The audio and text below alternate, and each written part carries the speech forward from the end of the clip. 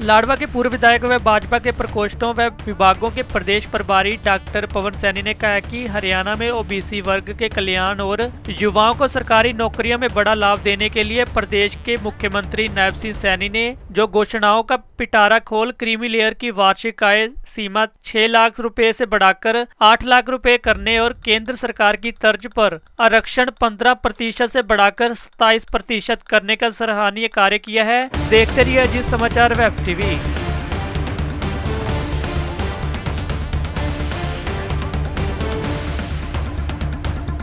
हमेशा सभी पार्टियों ने केवल वोट लिया ओबीसी समाज का। अगर ओबीसी समाज का अगर भला किसी ने किया है तो जो ना भारतीय जनता पार्टी ने किया है। और अभी फिलहाल आदरणीय मुख्यमंत्री नायब सैनी जी ने जो ओबीसी समाज को उसकी क्रीमी लेयर 8 लाख तक करने का काम किया है केंद्र सरकार की तर्ज पर, और 27% का आरक्षण देने की जो घोषणा की है ये बहुत ही सराहनीय है। ये विपक्षी पार्टियां केवल ओबीसी समाज का वोट देती थी। मुझे लगता है जिस प्रकार से लोकसभा के चुनाव के अंदर ओबीसी समाज भारतीय जनता पार्टी के साथ खड़ा दिखाई हमें दिया है, और आने वाले विधानसभा के चुनाव में फिर से नायब सैनी जी के नेतृत्व में तीसरी बार भारतीय जनता पार्टी की सरकार बनेगी और सारा ओबीसी समाज एकजुट होकर के आज भाजपा के साथ, आज नायब सैनी जी के साथ खड़ा है। विपक्षी पार्टियों के पास कोई मुद्दा नहीं है।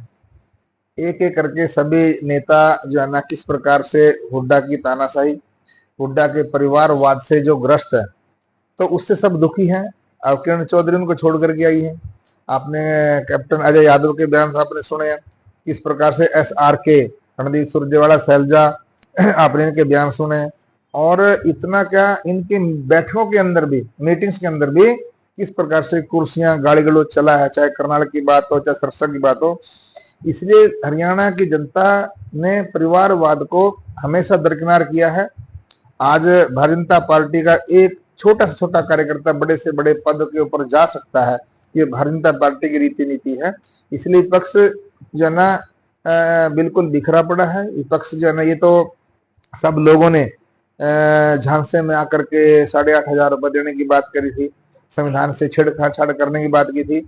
मैं आपके माध्यम से बताना चाहूंगा, कांग्रेस सरकार ने 2014 तक लगभग 75 बार इन्होंने संविधान के अंदर संशोधन किया है और यहां तक संविधान को कुचलने का काम किया।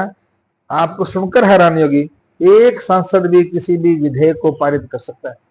यानी कि सुप्रीम कोर्ट और हाई कोर्ट के फैसलों को, उनके निर्णय को, उनको जो है ना एक किनारे करने का काम किया और लोगों के जो मौलिक अधिकार उनका हनन करने का काम किया। चाहे देश के अंदर आपातकाल लगा करके मीसा के तहत हजारों लाखों लोगों को किस प्रकार से जेल में बंद करके यातनाएं देने का काम किया है। इसलिए लोगों ने अब चुनाव के अंदर भी देख लिया, लोगों ने किस प्रकार से लाइनें जो है ना बैंक के आगे लग रही थी, ऐसे कांग्रेस के कार्यालयों के आगे बाहर लग रही थी।